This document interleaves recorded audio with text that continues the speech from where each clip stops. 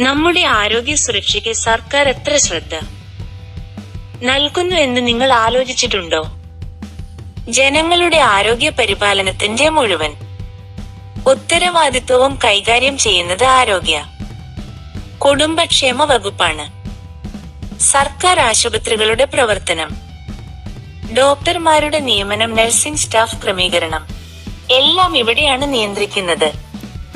രോഗപ്രതിരോധ പരിപാടികൾ, വാക്സിനേഷൻ ക്യാമ്പുകൾ, ആരോഗ്യ ബോധവൽക്കരണം എന്നിവ സംസ്ഥാനമാകെ നടപ്പാക്കുന്നു.